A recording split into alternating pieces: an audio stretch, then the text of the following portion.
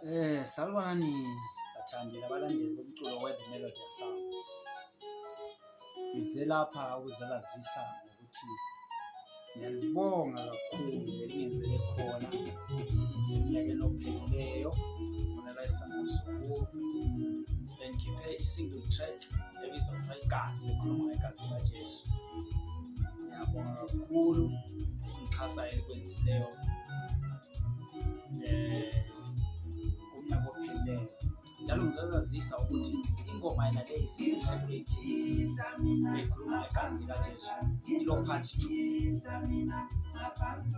engikhangelele ukuthi kumele ukuthi kuwona lo mnyaka ka-2026, ngoba nje sikhangelele ukuthi ma inkosi ivuma senze kube i-album nayo izabe iphakathi kwe-album leyo. Ngiyabonga kakhulu uxhaso lelo. Ngicacise kancane lapho abantu uma sikhuluma ngoxhaso esikhathini esiningi basocabanga ukuthi ngabe ukhuluma ngemali, hhayi.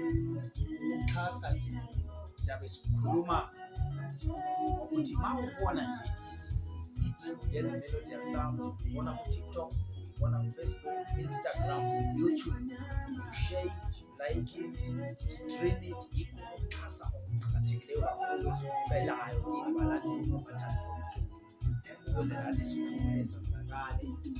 Ngithanda ukubonga i-#53 Guy Festival.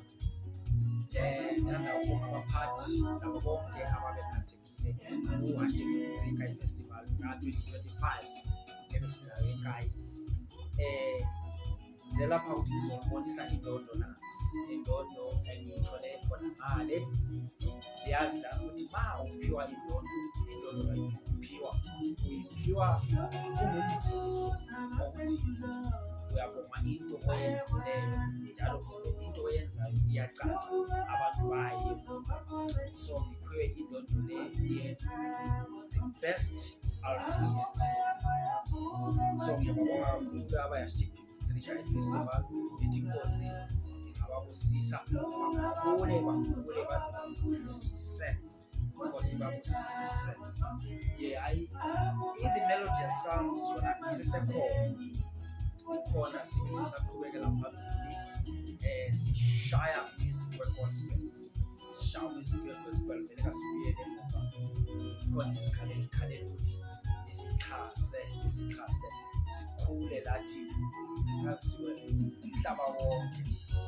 Hhayi, siyabonga kakhulu, inkosi ibusise.